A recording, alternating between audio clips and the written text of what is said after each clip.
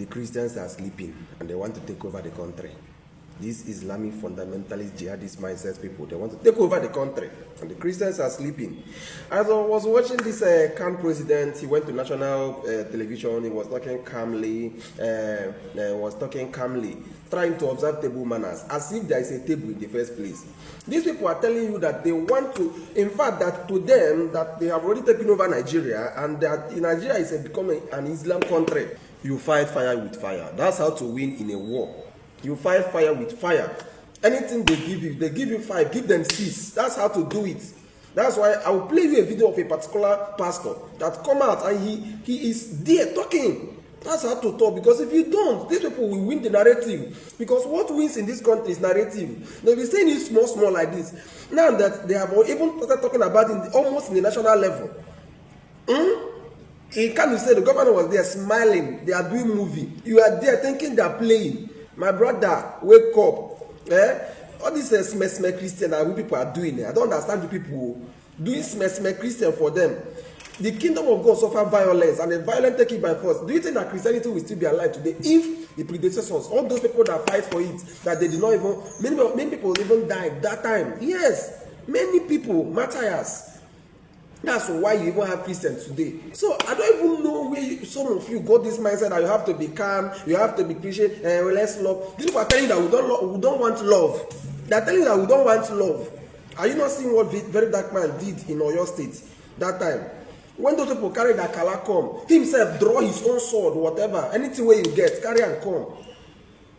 You draw your own, if they draw their own 1 times 1, draw your own times 3. That's how to do it. And that's why they don't like Igbo people in the country. Because we, the Igbo people, we are the one that can easily, even if it's a small like this, we can easily spot it and say that, see you. And that's why Nnamdi Kanu is still there. Because he's the person that is seeing every single thing. He even opened the eyes of the Igbos more, not just the Igbos, many Nigerians more and more. Some of you will be like, what is this boy saying? I'm not a Christian, I'm a free thinker, I'm a traditional, and my religion is this. Take and play first. Until when they catch you, when they catch you. You see, when they talk about the country, first of all, they will make it Islam country. Number 1, they've already been saying it. They will make it Islam country. That your idea, when they bring the law that will go to Afghanistan, go and say, I want to be a doctor, I want to do all those things. All these, some of our ladies here that are doing, it doesn't concern me. By the time you start wearing hijab by fire by force, you will understand. By the time that if you want to go outside, you have to, a man have to hold you like this before you go outside. You understand? When they hit Apiagi, they will tell you that it's their right to beat you. Take and play. You say we are talking some of these things. You say we think we don't know what I'm saying. No worry. This pastor, I like the way he's talking. That's how the Christian Association of Nigeria is supposed to be talking. Because he never touch you, you think you are free. Take and play first. They play until hand touch everybody for this country. And don't go wake up. Someone is calling you infidel. If you are not Muslim, you are infidel. And do you know what you're supposed to do to you? Do you know what you're supposed to do to you? And someone is telling you that it does not matter. That's not what they mean. That's not what they really mean. Are you okay? Are you okay? People are not okay in this country. I'm telling you the honest truth too. If you are not Muslim, you are infidel. Someone come outside and is saying it, and the governors, they are clapping, the leaders, they are clapping, and we don't even see any tangible response from the politicians, because all of them are the same. I so much love this man. Hit them back to back. Nice. I'll play the video now. It is left to me, naturally, I will not be speaking about this matter this morning. I saw it and for some reason I didn't want to address it. However, I come to understand that when you don't address these things, when these Islamic lunatics, these Islamic fanatics, this extreme fanatics, these Islamic bastards, when they speak, if you don't address it, it gives them a kind of a sense of fulfillment, that truly they are controlling the narrative and all that they are saying is true. So I find it needful this morning to address this matter.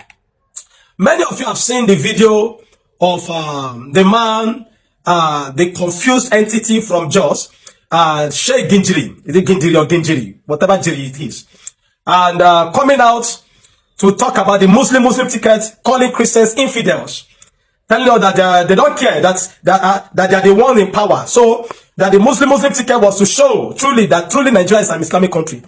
And went further to say a lot of nonsense, including the fact that they were sure that they continue like this, so that we will know that Muslims are more than Christians in Nigeria, and so therefore every Muslim should vote Bola Tinubu and Shettima again These men don't care about development. These men don't care about progress.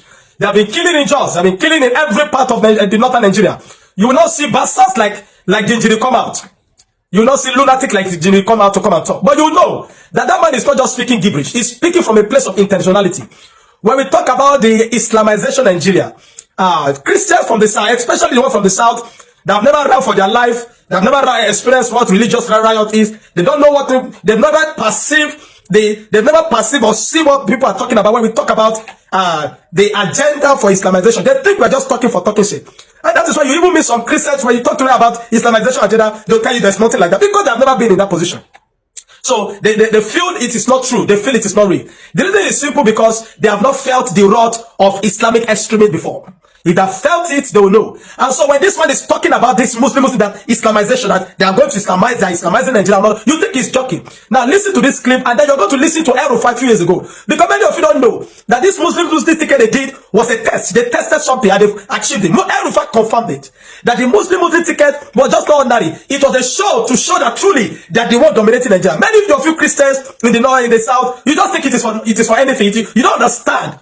Most of you are too dull. You don't understand. Especially the one from the west, from Yoruba land. You don't understand. To you it's just about politics. But you don't know these guys are intentional. So when you see what they are doing, first they have established Sharia in 12 states. They have Islamic banking. They have a lot of things about Islam. They have Hizbah. They have Islamic courts. They have Sharia courts. Now they have achieved Muslim tickets.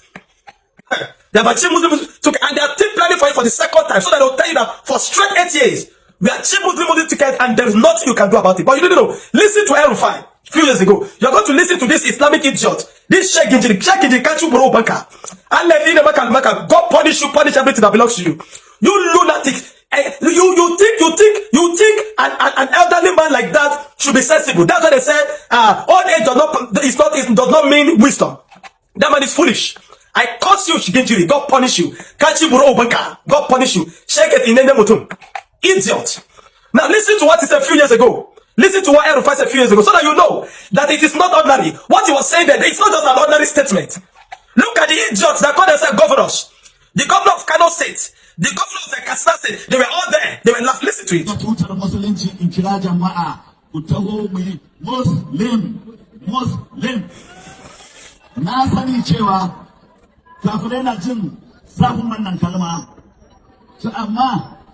Ba akwai kiristoci ba akwai yahudawa ba akwai masu bautar magiro ba.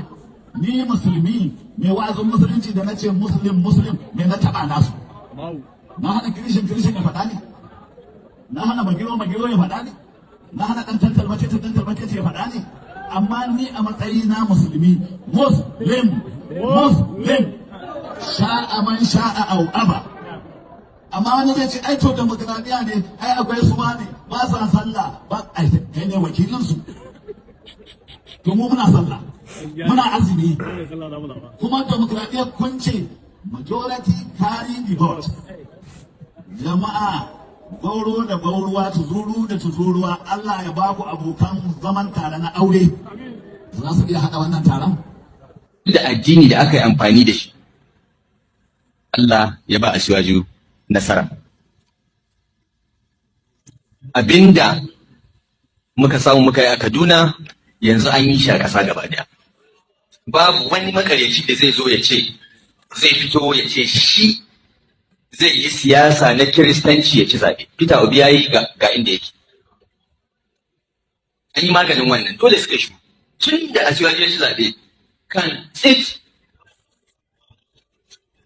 Ko da haka ne za a samu zaman lafiya. These two idiots, Sheikh Gingiri and El-Rufai.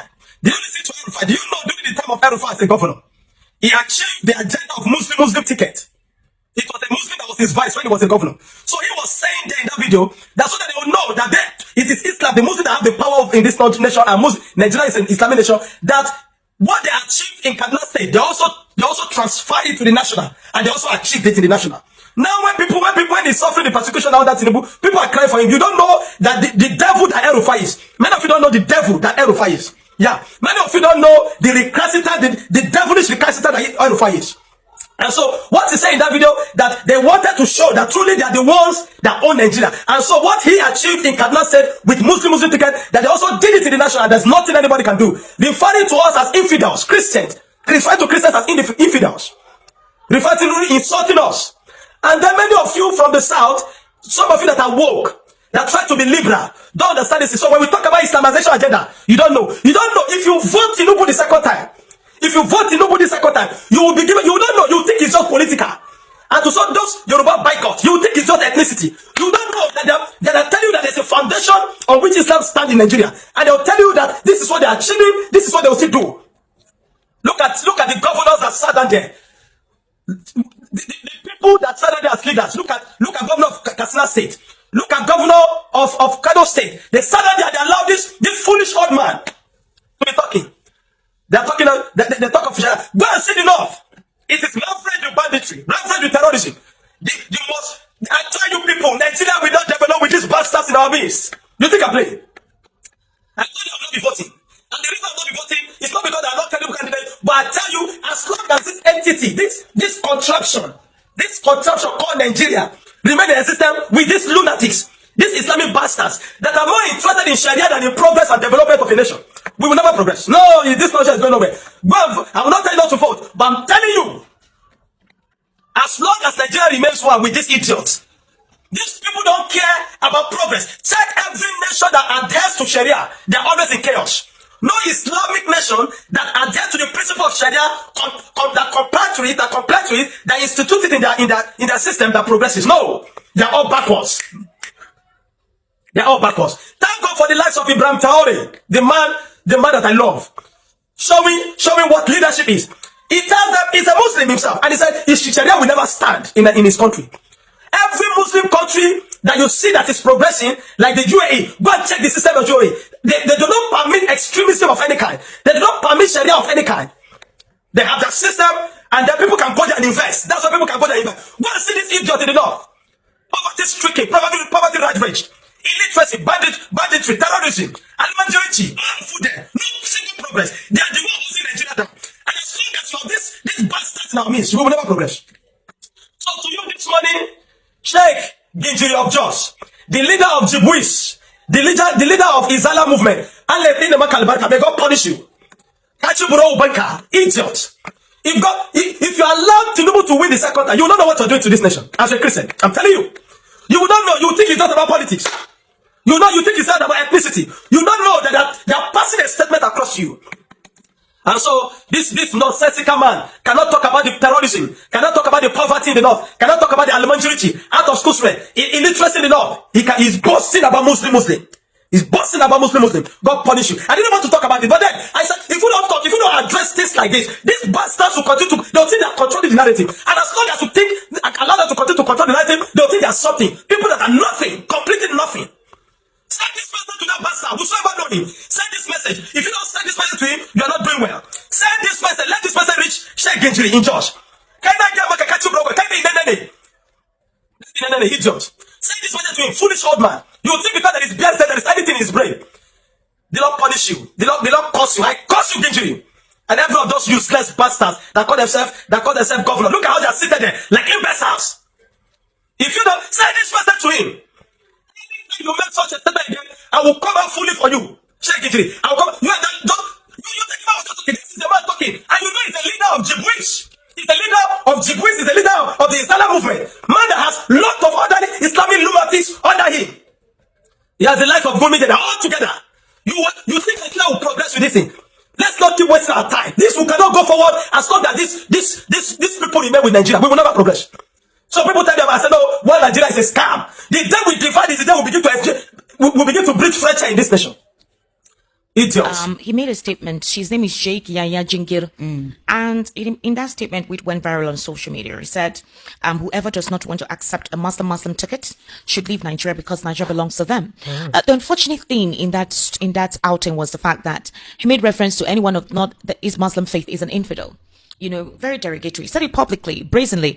And he made that statement in the presence of top APC stalwarts. We saw the VP there and a lot of top APC stalwarts there. That statement was made. Nobody cautioned anybody. Like nobody said, stop it, or so sir, please don't make such a statement. So saying Nigeria belongs to them, saying that they determine the outlook of the country. So was that what the Muslim ticket was all about? They are shoving it in your face, Esther, That is the price you have to pay. But that's very dangerous. Esther. Would any one of them have accepted if you have a Christian president and a Christian vice at this day and age? You know it cannot Imagine happen. if it was a Christian that came out to make that statement to say, we control the world, we decide politics, we're in charge. How would those people have felt? Although he's speaking for himself, because a couple of Islam practitioners Leave that have come there. out to say he's speaking for himself. It's a lie. Would you consider him an extremist? He is speaking for all of them. Esther, is this the first time this type of statement has been made? You remember Remi Tinubu and what Sheikh Tenshi told her? Up to today, was that man prosecuted? I'm talking of the First Lady of the Federal Republic of Nigeria.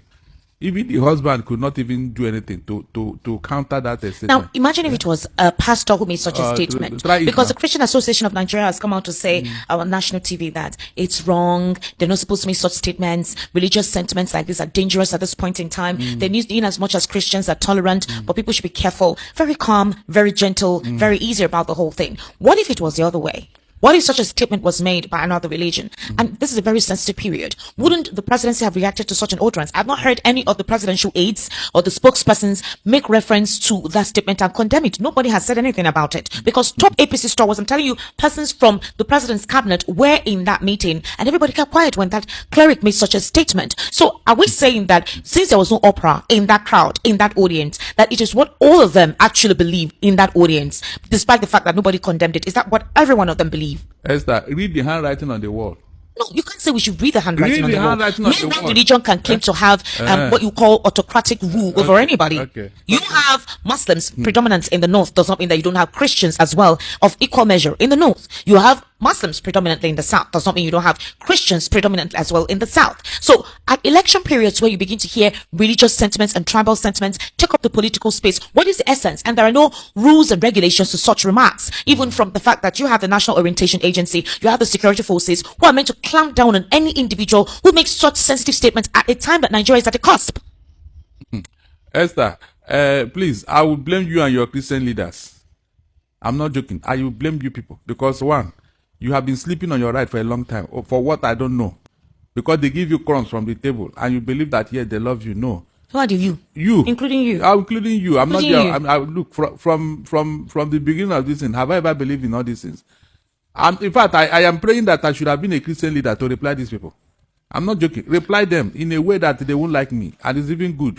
Because they say that since the days of John the Baptist, the kingdom of God suffered violence, and the violent take it by force. So you're saying we're extremely being tolerant while all of this is taking place? The tolerance is now turning into mumu.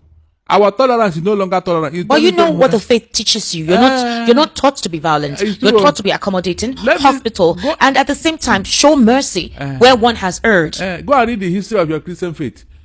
It survived because men died. They fought for it.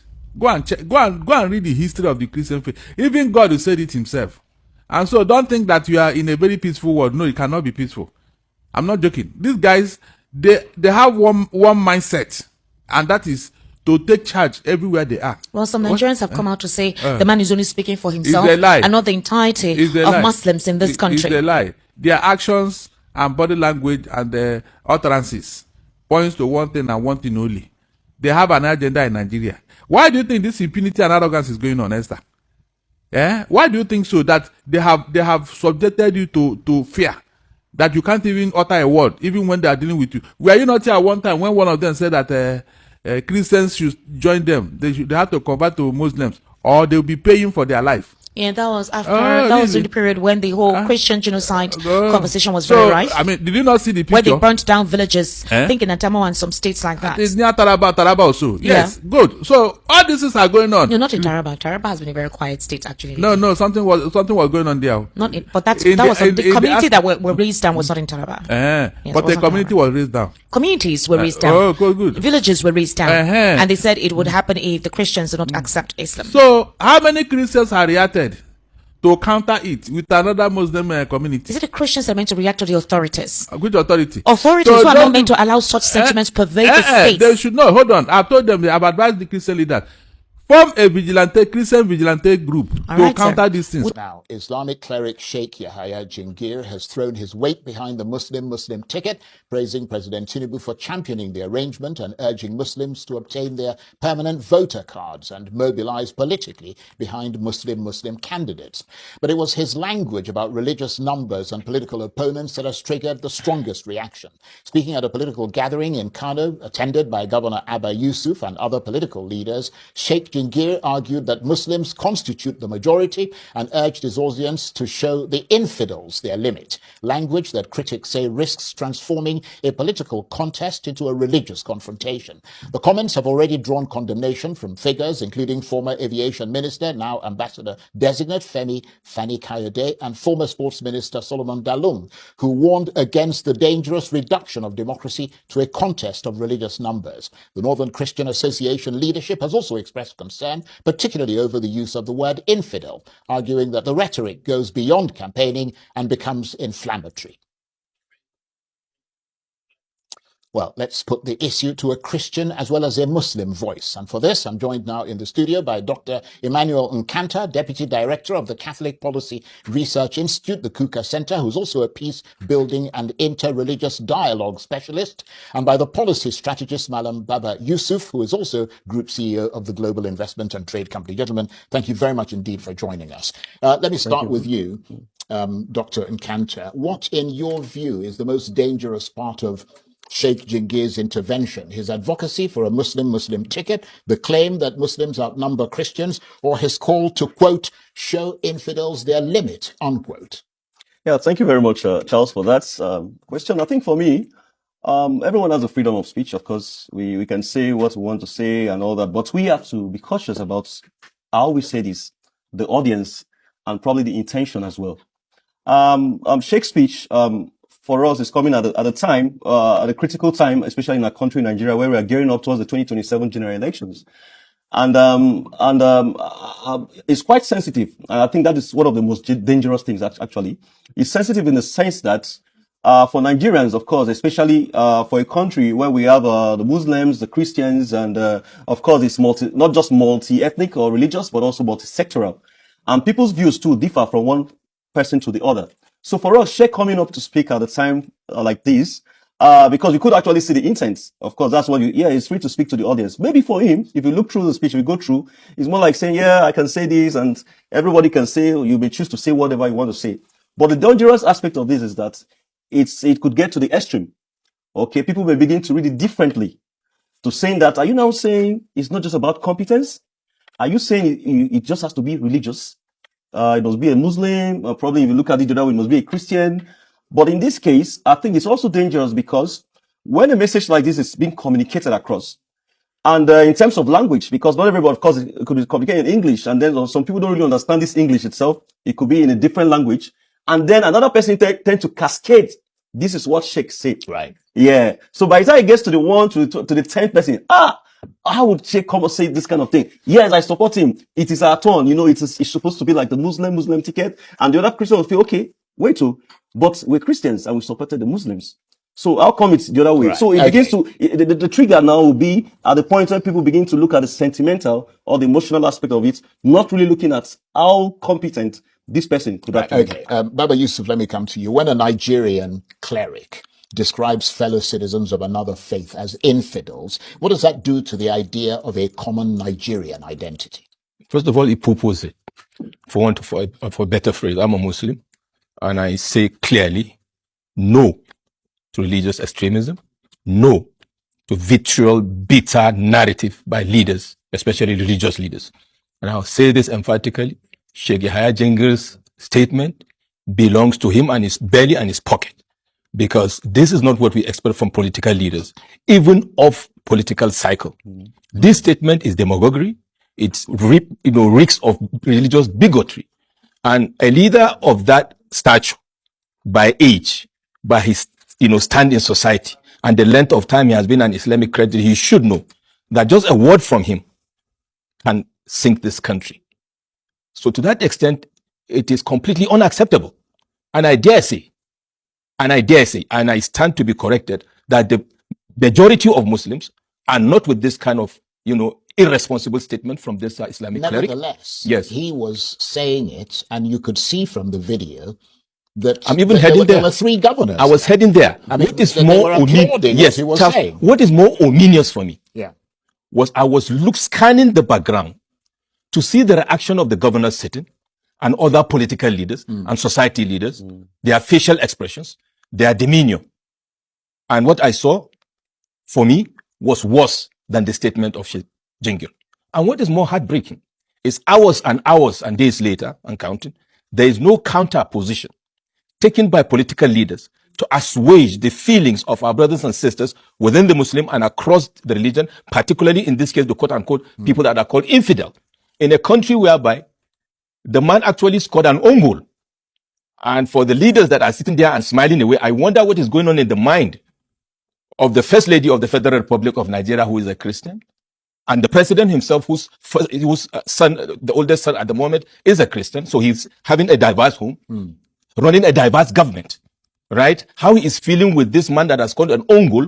Why? Because he's trying to oversell a Muslim ticket. And that, for me, is the issue, because if we really want a united Nigeria, we should go beyond it. Even the politics should be. I didn't know that the politics is so rotten till I saw this position, because I expected a position to be taken to counter this and assuage first and show us that we are running a country that is. I'm sorry, Charles, I'm feeling like this because it's a time for us. It's time for us to put a stop to this It going raises forward. questions about how much Nigerian politicians will sacrifice Yes. the heads of people in this country. Yeah. I mean, in order to win political plaudits. Absolutely. That's a major question. And Dr. Nkanta, you heard Baba Yusuf there expressing concern that there is a danger that one cleric's political rhetoric could well end up being presented as the voice of an entire faith, which would obviously be wrong. But equally, is there a danger that Christians could respond emotionally to this rhetoric and inadvertently turn the issue into the very religious confrontation we should be trying to prevent? Yes, Charles, you see, we are at a time in our country where we're trying to build, talking about interfaith cohesion, interfaith dialogue, where the Christians and the Muslims, okay, let us come together. We've come a long way. Okay, even before the independence and then after the independence, we say, okay, understanding also the characterization of our country. We're characterized by people of different faiths, different, of course, in terms of thinking, intellectual ideologies and all that. So for the Christians, I look at it this way because he's a cleric who have actually spoken a sheikh. And so for the Christians, I think it's just like he mentioned, observation, like the body language. What is it going to be like the reaction from people, especially leaders? And that is where the clerics from the Christian side come into play. What you say at the pulpit and churches really matters, even in centers, in Christian centers. So the reaction to Sheikh's own is going to go a long way to tell what happens even beyond 2027. Now, as one who's actually worked both with the Muslims and the Christians, and as an expert in the area of interfaith, I realized that most times what really brings Christians and Muslims together is the idea of this unity in diversity. Okay, together we have all it takes to build a better Nigeria. And so for the Christian side, it's going to be appalling to see a situation whereby young people, especially because we're talking about not just the elderly now and the adults, young people who take to the street to say, okay, this is what the Sheikh is saying, and it represents the entirety of what the Muslim represents. But I want to say here today that Sheikh's voice is not the representation. It's more like a representation of the Muslim voice, of the voices of the Muslims. But the Christians too, of course, for us to take towards the church, not just the church, but also in our interfaith gathering, to say that truly, yes, we know we believe in a country called Nigeria, we believe in a better Nigeria, but it shouldn't be reposed on the content or the speeches that's probably been projected by clerics. Let me ask you this, Baba Yusuf. You've said that you think the political leaders should publicly distance themselves from rhetoric like this, including, of course, preeminent, possibly the presidency, the APC, and so on. What do you think Muslims and Christians should do? I mean, what should responsible Muslim and Christian leaders be saying to their followers right now to ensure that disagreement over a political ticket does not become hostility between citizens? First of all, let me speak on what I will say also as a public figure, that for Christians and Muslims and even free thinkers in this country should realize that at the political level, there is no division. They strike still together, they loot this country and plunder it together. including some religious figures like this who collaborate with them. And you know, from time immemorial, Roman Empire, you can go on how some religious leaders actually enable. Yeah, but to be emperors fair, to do. you shouldn't point a finger at him because you don't know whether he's part of it or not. But Of which one? no, you said religious leaders like this. Well, You see what I mean? well, this didn't start. That This implies this that didn't he is, start and today. that we don't have any evidence. This to support didn't start that. today, Yeah. Charles. It started pre-2023 from this Muslim conversation to this antagonistic behavior. So I think even if he wants to sue, I stand by what I said. Okay. Moving on from there, we should realize that at the generality of the populace, these differentials are injected to continue fomenting division. While the Christians and Muslims at the top level, even the ones that fight tooth and nail, whether it is Peter Obi, Atiku, and Tinubu, don't be surprised. Some years again, they will come and hug each other while we kill ourselves, at the That's lower a good level. point. So Yeah. we should realize that, yes, religious leaders should be the torch bearers and the guiding lights of the society. But as a Muslim also in the Holy Quran, there's an injunction as to how we follow religious leaders. We don't follow them blindly. And we should go back to the tenets of the religion and ask ourselves, is this really what it is? And I will land with this. There is nobody that will say is a better Muslim than Sayyidina Muhammad sallallahu alaihi wasallam. Now, the first migration by the Muslims in this world, and people should note it, was in 315 AD from Mecca, where the persecution was so high by the Quraysh leaders. Prophet Muhammad sallallahu alaihi wasallam deemed it fit that some of the Muslims should migrate out of Mecca. And guess where he asked them to go to? This is very instructive. To Abyssinia of those days, present-day Ethiopia, where the king was King Najashi, that was a Christian leader, that he called a just leader, that he believed will receive them and treat them well. And he said, King Najashi is one that doesn't do harm to others. He's a Christian. Among those people was his daughter, Nana Ruqayya of Prophet Muhammad sallallahu alaihi wasallam, who was wife to Sayyidina Uthman bin Affan, who later became the third Caliph. 15 of them went to Ethiopia. And even when Quraysh sent emissaries with gifts for those people to be returned, the king haven't listened to them, reciting verses from the chapter of Maryam about the immaculate conception of Jesus. Recognize that, and I said, and I could, by Allah, what you have recited and what Jesus brought come from the same source. And to that extent, gave them asylum. And 100 more came, and guess what? They stayed there for 13 years and peacefully coexisted with their Christian hoods before they went back to Medina. What am I saying? And today we have a situation where people are calling others infidel. What I'm saying is that we should clear our eyes as people and follow leaders with our brains and eyes open, not blindly, and hero worship these people that actually have political objectives rather than religious leadership.